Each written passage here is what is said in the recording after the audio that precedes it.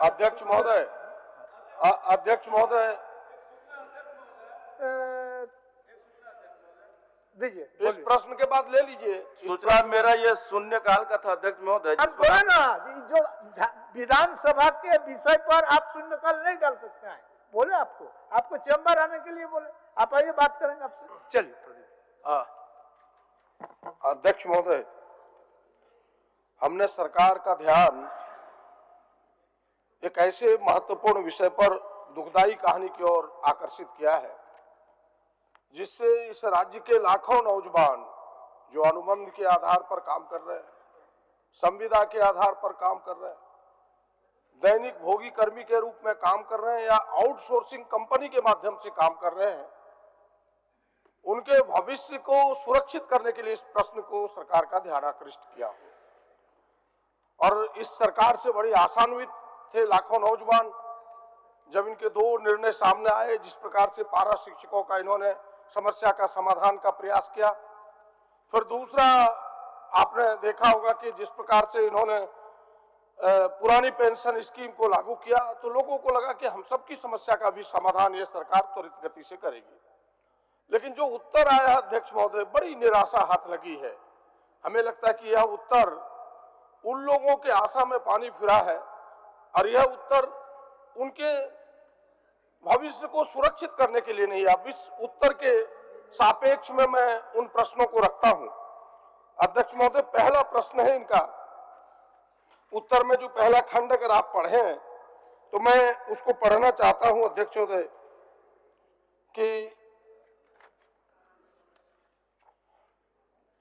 कि उच्चतम न्यायालय का यह न्यायादेश, उच्चतम न्यायालय का न्यायादेश यह आदेश समान काम का समान वेतन अन्य राज्यों के मामले को लेकर है। यानी कहने का अर्थ यह है कि यहां ये लागू नहीं होगा। लेकिन मैं संविधान के 141 और 142 के अनुच्छेद को पढ़ना चाहता हूं आपके सामने और सरकार का ध्यान आकृष्ट करना चाहता हूं कि यह यहां लागू है। और 141 क्या कहता है अध्यक्ष महोदय, वो मैं पढ़ना चाहता हूं। 141 यह है संविधान आर्टिकल 141,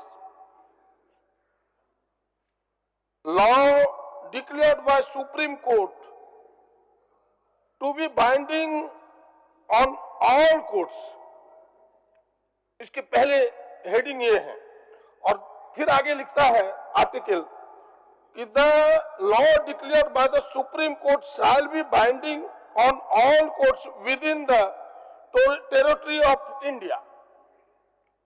यानी जो सुप्रीम कोर्ट का आदेश होगा वो पूरे देश के सभी हाई कोर्ट के लिए, सब पूरे देश के लिए लागू होगा। कहने का मतलब यही है, अगर उसके हिंदी भी पढ़े 142 को भी पढ़े तो यही बातें कही है। फिर सरकार का यह उत्तर आना कि भाई मेरे लिए बाध्यकारी नहीं है, हमें लगता है कि भ्रामक है, सरकार को इस पर विचार करना चाहिए। पहला प्रश्न मेरा यह है कि सरकार बताए कि जब सुप्रीम कोर्ट ने यह आदेश दिया है कि भाई समान काम के लिए समान वेतन लागू होगा, तो फिर इस प्रकार का उत्तर सरकार के सामने क्यों सदन में आया है, इसका उत्तर मैं चाहता हूं। माननीय मंत्री जी। महोदय, नौबत नहीं कि माननीय विधायक जी ने एक महत्वपूर्ण प्रश्न उठाया। महोदय, थोड़ा सा बताना चाहूंगा, इस राज्य में राज्य सरकार के काम में लगे कर्मी किस तरह से, किस कैटेगरी के।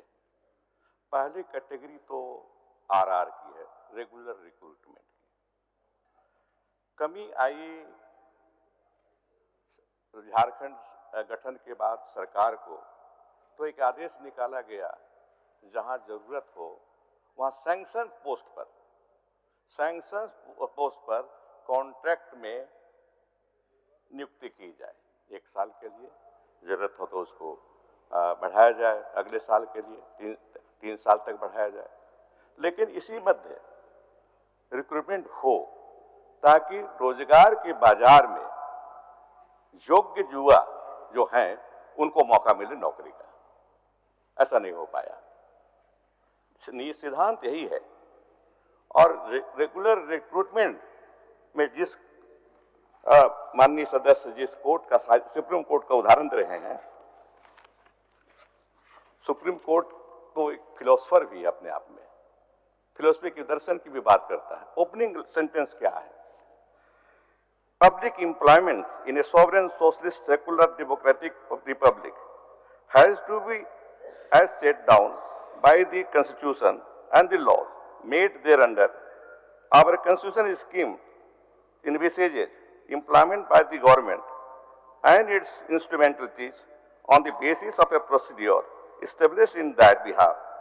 Equality of opportunity is the hallmark, and the Constitution has provided also for affirmative action to ensure that unequals are not treated equals. Any public employment has to be in terms of the constitutional schemes. मतलब ये हुआ कि employment बराबर regular recruitment marks पास होना चाहिए। ये temporary व्यवस्था हो सकता है कॉन्ट्रैक्ट के आधार पर, टेम्पररी व्यवस्था है, लेकिन उसको भी भरा जाना चाहिए। व्यवस्था इसी जजमेंट में लिखा हुआ है कि अगर जरूरत पड़े तो जब रेगुलर रिक्रूटमेंट में जाइए तो कॉन्ट्रैक्ट के लोगों को वेटेज दीजिए, वेटेज के मार्फत से वो आ सकते हैं रेगुलर रिक्रूटमेंट में। व्यवस्था ये यही है महोदय। अब यहां ये है कि जरूरत पड़ी सरकार को तो 2002 में एक आदेश निकला सरकार का कि रिक्रूटमेंट करेंगे, हम ये कॉन्ट्रैक्ट में रखेंगे साल भर के लिए, 2 साल के लिए, 3 साल के लिए, और फिर उसको उसी मध्य में रिक्रूटमेंट करें, रेगुलर रिक्रूटमेंट आरआर के लिए जाएंगे। नहीं हुआ ऐसा, तो फिर जजमेंट आ गया सुप्रीम कोर्ट का, जिसका हम बोल रहे हैं 2006 में आया। उसमें बहुत से हाई कोर्ट ने निर्णय दिया था, उसी को लेते हुए सुप्रीम कोर्ट ने जजमेंट दिया, कहा कि 10 साल तक जो काम किए जजमेंट के समय ये लेकर के उनको नियमित किया जाए। ये इनको अनियमित कहा जाता है, इलीगल नहीं लिखा। कॉन्ट्रैक्ट के में जो काम करते हैं उनको अनियमित कहा जाता है, इलीगल नहीं। तो अनियमित लोगों को नियमित करने की बात कही गई। हमारे झारखंड सरकार ने 2015 में आदेश निकाला, उसका डेट है 13 फरवरी 2015। उसके पहले जितने 10 साल तक के पूरा कर चुके हैं जितने भी लोग हैं उनका नियमितीकरण होगा। फिर एक जजमेंट 2019 में आया नरेंद्र तिवारी ग्रामीण विकास के ही, तो उसमें फिर सरकार ने उसको आगे बढ़ाया कि फरवरी 20 जून 19 जो अधिसूचना निकाला गया कि इसके पहले जितने 10 साल पूरा हो गए हैं उनको भी नियमित किया जाए। ये आदेश अभी लागू है महोदय इस सरकार में। इसी के तहत हम लोग अभी काम कर रहे हैं, नियमित कर रहे हैं, नियमित के काम हो रहा है नियमितीकरण का। बाकी बहुत से जैसे कि माननीय सदस्य ने बताया मांगे बहुत आई, तो हम जैसे कि मांगे आई बहुत 10 साल से 12 साल से 15 साल से काम कर रहे हैं लोग, नियमित नहीं हुए हैं। तो सरकार ने एक कमेटी बना दी कि सबके मांगों की समीक्षा हो, जांच हो, समीक्षा हो, सरकार को रिपोर्ट मिले, और कमेटी बनाई गई विकास आयुक्त के अध्यक्षता में। सेक्रेटरीगण उसके सदस्य हैं, बहुत से सेक्रेटरीगण। अभी तक आया नहीं है। अभी जो कल हम कर रहे थे कार्मिक से रिपोर्ट आया है कि समिति के कई बैठकें आयोजित की गई हैं तथा सरकार को प्रतिवेदन भेजने की कार्रवाई क्रियाधीन है। ये हमको मिला है महोदय। हम इसके पक्ष, जैसे हम लोग सरकार, ये सरकार जो है फायदा देने में लगी हुई, पारा शिक्षकों का तो हमने किया, पारा शिक्षकों का, आंगनबाड़ी का हमने किया, लेकिन प्रक्रिया के तहत, प्रक्रिया को पूरा करके किया। यहां भी प्रक्रियाधीन है, इसकी जांच एक कमेटी विकास आयुक्त की अध्यक्षता में गठित कमेटी कर रही है। रिपोर्ट आ जाएगा, रिपोर्ट का रिकमेंडेशन जो होगा उसके अनुसार सरकार काम करने को तैयार है। माननीय सदस्य। बिल्कुल मंत्री जी, जिस तरह से मैंने बड़ी शालीन होकर आपकी पूरे विचारों को सुना है, आप भी मेरी बातों को सुने, वही जिस ऑर्डर का, जिस सुप्रीम कोर्ट के ऑर्डर का आप जिक्र कर रहे हैं, उसने पहला मोटी लाइन कहा है कि इक्वालिटी। जब उस बात को उन्होंने कही है भाई, तो आप यानी समान काम के लिए पूरी अगर पढ़ेंगे तो कहा है कि भाई जो सेम वर्क होगा, चाहे वो परमानेंट हो, टेम्पोररी हो, संविदा पर हो, आपको मानदेय उतना ही देना है। हम स्थायीकरण की बात नहीं कर रहे हैं। जब उस काम को हम कर रहे हैं कि हम अगर एजुकेशन दे रहे हैं, जैसे पॉलिटेक्निक की बात में एक उदाहरण आपके सामने पेश करता हूं। जैसे पॉलिटेक्निक में अस्थायी प्रोफेसर है, उनको 1,32,000 पर मंथ मिलता है। जो दैनिक है यानी अनुबंध के आधार पर जो बहाल है, लगभग 19 ही अब बचे हैं इस राज्य में, उनको लगभग 70 से 80 हजार मिलता है, 70,000 लगभग मिलता है। और जो दैनिक भोगी है, जो घंटी आधारित है, उन्हें 25,000 भी नहीं मिलता। इक्वलिटी यहां होनी चाहिए कि जब हम एक ही काम कर रहे हैं अध्यक्ष महोदय, हम भी पढ़ा रहे हैं, आप भी पढ़ा रहे हो, अध्यक्ष जी भी पढ़ा रहे हैं, उसी काम को कर रहे हैं। अस्थायी की बात तो बाद में करेंगे, हम कह रहे हैं कि हमको ये सामान्य सुविधाएं मिलनी चाहिए। आप उस पर क्यों नहीं गौर करते? उस आदेश में ये बातें हैं और उस ओर मैं जोर कर रहा हूं कि चाहे वो किसी क्षेत्र में काम करने वाले लोग हो, आप इस पर सरकार का प्रयास होना चाहिए। पहला मेरा ये है अध्यक्ष महोदय। और दूसरा कि भाई आप स्वयं सरकार एहसास करती है कि नहीं कि पूरे राज्य में जो छात्र हैं, जो 16 साल 17 साल आपको सेवा दी, पूरी जवानी उनकी चली गई, उनके उम्र चले गए, और एक वेग आप निकाल करके जो ई मैनेजर्स लोग हैं आपने घर में बिठा दिया। एक कहानी नहीं, कई कहानियां ऐसी है। भाई आप घर में बिठा दे, वो बेचारा क्या करेगा, कहां भीख मांगेगा कटोरा लेके? जरा हमें सरकार बताए कि उसके भविष्य के साथ किसने खिलवाड़ किया। वो मजबूरी में आपके यहां आ गया काम करने के लिए, और आपने उस मजबूरी का फायदा उठा करके उसका शोषण करके फिर दूध में मक्खी जैसे उठा के फेंका जाता उस तरह आपने फेंक दिया। एक कहानी नहीं अध्यक्ष महोदय, अनेकों कहानी। और आपको यह भी पता है अध्यक्ष महोदय कि यह जो अभी आउटसोर्सिंग आई है, यह तो शोषण का सबसे बड़ा जरिया है। एक एक सदस्य इसमें कहेंगे पैसे लिए जाते हैं अध्यक्ष महोदय। मेरे पास 4 FIR है, गोड्डा के 2 FIR है, और हरित फाउंडेशन का एक आउटसोर्सिंग समग्र शिक्षा अभियान में, जिसको शिक्षक बहाली 35 शिक्षकों की बहाली कंप्यूटर शिक्षक की दी गई थी। मैं इसलिए जिक्र करना चाह रहा हूं कि ताकि समग्रता से इस पर विचार हो सके। अध्यक्ष महोदय वेतन देगा उनको 8,000, वसूली किया गया बहाली के पहले 35,000, और पैसे लिए गए ऑनलाइन घूस के पैसे, उसके प्रमाण है मेरे पास। घूस के पैसे 35,000 करके ऑनलाइन लिए गए। जब मेरे संज्ञान में आया तो हमने FIR करा, और FIR की कॉपी आपको भी देता हूं, मंत्री जी को भी अध्ययन के लिए दूंगा अध्यक्ष महोदय, कि आप देखें इस प्रकार से शोषण हो रहा। और अध्यक्ष महोदय उससे भी आश्चर्य आपको तब लगेगा कि जब उन्होंने 9 महीने काम किए, उनके वेतन नहीं मिले आज तक, तब वो मेरे पास लड़के आए कि हमने पैसे देके बहाली की और आज तक मेरे मानदेय भी नहीं मिला। ये कहानी है अध्यक्ष महोदय। इसलिए मैंने कहा कि यह दुख भरी कहानी है।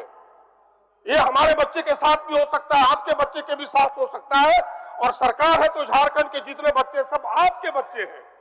आए उनकी सुरक्षा, उनके भविष्य की सुरक्षा करना सरकार का दायित्व बनता है, सरकार का कर्तव्य बनता है।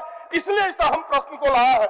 और बस एक ही प्रश्न है मेरा कि सरकार हमें बताए कि भाई आपकी समिति बनी, जिस लेटर का हवाला दे रहे अध्यक्ष महोदय, वो लेटर भी मेरे पास है कि 4,569 जो 2002 की आप बात कर रहे हैं, उस लेटर के आधार पर जिनकी बहाली हुई है उस पर भी असमानता है। जो कंप्यूटर ऑपरेटर है आपके सचिवालय को, उन्हें 7वें वेतन का आपने वेतनमान दे दिया, और जो अन्य लोग हैं जैसे MPW में काम करने वाले लोग, उसी लेटर के आधार पर बहाली हुआ, उसको आपने वो मानदेय और वो वेतनमान नहीं दिया। इसमें भी डिफरेंसेस है।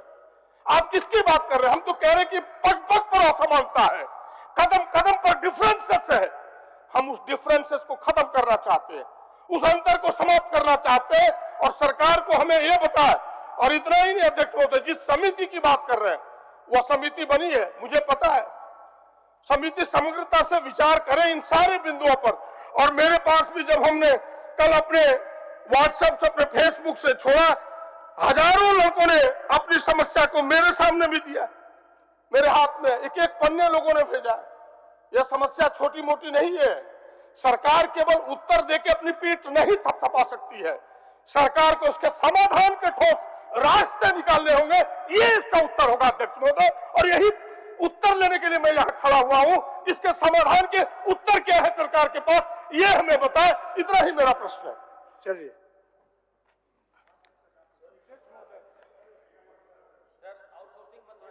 बैठिए बैठिए, आ रहा है। आप हस्ताक्षरी नहीं है जो लोग, मैं नहीं बोलिए, मंत्री जी बोल रहे हैं प्रश्न विषय गंभीर है, इसमें तो कहीं दो मत नहीं, सब समझते हैं। चलिए जी, चलिए। माननीय सदस्य ने जो कहा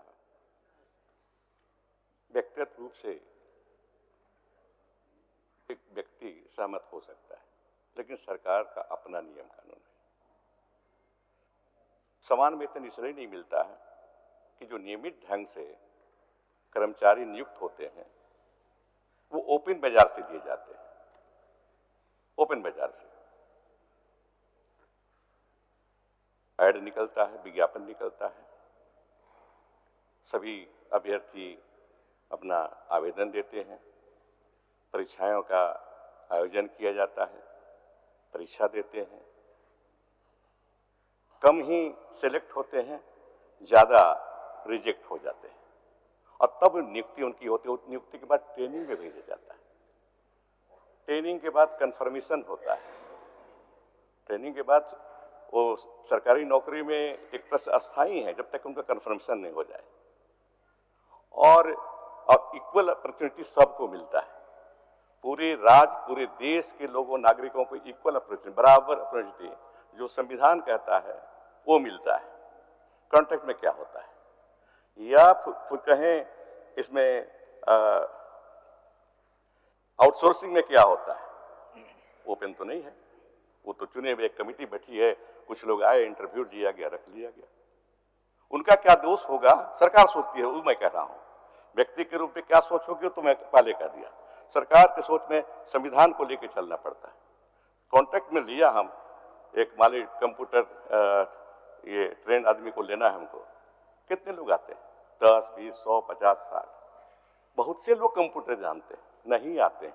उन्हीं में से कमेटी जो है, राज्य कमेटी या क्षेत्र कमेटी चुनती है। तो इक्वल अपॉर्चुनिटी नहीं मिला, और पढ़े लिखे उस विषय को पढ़े लिखे लोगों को इक्वल अपॉर्चुनिटी मिलता है। इसी सिद्धांत के आधार पर इक्वल पे नहीं दिया जाता है। मूल वेतन प्लस डीए मिल जाता है उनको, यहां भी सरकार दे रही है, यहां भी सरकार दे रही है। अभी हाल में ही ऐसे लोगों को 196% महंगाई दिया गया है इस राज्य में। तो वैसी बात नहीं है, इक्वल पे नहीं मिलता, आज से नहीं है, इस राज्य में नहीं है, शुरू से। मैं तो नौकरी किया हूं, बिहार के दिनों से देख रहा हूं। जो टेम्पररी होते हैं उनको नहीं, बराबर सैलरी नहीं मिलती, बराबर वेतन नहीं मिलता है। ये मैं बताना चाहता हूं महोदय, आपके निर्णय से पूरे सदन को इसमें अंतर समझे। हम लोग सरकार चलाते, आप भी सरकार चलाए, हम भी सरकार चला रहे हैं, हम लोग भी चला रहे हैं। सरकार का ही नियम है, एक नियम है और संविधान पर आधारित है। इक्वल पे नहीं दे सकते हम। बात रही कमेटी की, जैसा कहा कि कई बैठकें हो चुकी हैं, मामला रेफर किया है, तुमको विश्वास करना चाहिए उस कमेटी का रिपोर्ट आने तक। कमेटी का रिपोर्ट आएगा, सरकार उसमें अध्ययन करेगी, मनन करेगी, फैसला लेगी। तो हो सकता है जो माननीय सदस्य कह रहे हैं उसमें उस फैसले में समाहित हो जाएगा। धन्यवाद। तो सरकार के जो उत्तर है उसी से प्रश्न अपने आप में उठता है कि सरकार कह रही है कि यह जो बहालियां है यह संवैधानिक नहीं है। सरकार जो परमानेंट बहाली करती है केवल वही संवैधानिक और वही वैध है, यानी ये सारी बहालियां अवैध है, सरकार का मानना यही है। तो फिर इन अवैध बहालियों को वैध बनाने के लिए सरकार क्यों नहीं विस्तार से, क्यों हड़बड़ी में जरूरत की चीजों को पूरा करने के लिए करती है? मेरा प्रश्न यहां खड़ा है कि भाई आपकी जरूरत हो गई तो फिर आप बाजार से जैसे तैसे लोगों को क्यों ले रहे हैं? थोड़ी देर हो जाए, लेकिन आप वैध तरीके से ही सबको ओपन अपॉर्चुनिटी दीजिए, और उसी में से अगर आपको टेम्पोररी ही करना है तो टेम्पोररी कीजिए, उतना मान दे दीजिए। कौन रोकता है? इस अवैध, यह जो अवैध धंधा है, इस अवैध धंधे पर लगाम लगाने की आवश्यकता है। मेरा सुझाव सरकार को ये होगा कि ये अवैध, अगर सरकार खुद अवैध मानती है, इसे वैध नहीं मानती, संविधान के अनुकूल नहीं मानती, तो आप फिर संविधान के अनुकूल काम करने से सरकार के हाथों को कौन रोका? जरा उस व्यक्ति का नाम बताया, हम सब तो नहीं रोके आपको। आप वैध कामों को कीजिए, इन बहालियों को वैध कराइए, और उसके वैध के लिए एक ही उपाय अध्यक्ष महोदय कि सब जो काम जिसको मिले, चाहे वो पढ़ाई के काम हो, कंप्यूटर ऑपरेटर के काम हो, आपको समान वेतन देना होगा और वैध बहाली करने का काम आपको प्रारंभ करना होगा। ये इसके निदान है अध्यक्ष महोदय। और जो शोषण हो रहा है अध्यक्ष महोदय, केवल अंतिम पंक्ति, बहुत लंबा नहीं खींचना चाहता, केवल अंतिम पंक्ति कि जो शोषण हो रहे हैं ये आउटसोर्सिंग कंपनी, उस पर तो आप लगाम लगाइए, जो मैं आपके संज्ञान में दे रहा हूं। आपके भी शिकायत आए होंगे, आपके पास भी, कि ये सारे लोग वसूली करते हैं और ये अनुबंध कर्मी रखने में भी वसूली होता है। ये सारी चीजें बंद होनी चाहिए। मुझे सरकार पर विश्वास है, लेकिन विश्वास रखते हुए इतना ही कहूंगा कि जितनी बातें सामने आई है सब पर विचार करेगा। टेम्पोररी ही रोकना है तो उसके अस्थायी निदान करे और समिति जल्दी रिपोर्ट करे। 3 साल बीत गए, आपकी समिति कब बनी? बनने के हमको लगता है 2 साल हो गए समिति बनने का। 2 साल में आपकी समिति रिपोर्ट गंभीरता नहीं दिखा रही है। समिति जल्दी अध्ययन करके रिपोर्ट करे और इसका निदान करे, ताकि भिन्न भिन्न विभागों में, चाहे स्वास्थ्य विभाग हो, शिक्षा विभाग हो, बिजली विभाग हो, कल्याण हो, ग्रामीण विकास हो, तमाम विभागों में काम करने वाले अनुबंध हो, चाहे दैनिक भोगी हो, चाहे आउटसोर्सिंग के माध्यम से हो, जिस प्रकार से भी लोग हो, उनकी समस्याओं का निदान कीजिए। इसी आग्रह के साथ मुझे यकीन है कि आप निदान करें, वरना यह प्रश्न जीवित रहेगा तो फिर से यह प्रश्न उठता रहेगा। इसको कहीं ना कहीं फुल स्टॉप दीजिए, कोमा लगा के मत छोड़िए। इतना ही मेरा आग्रह है।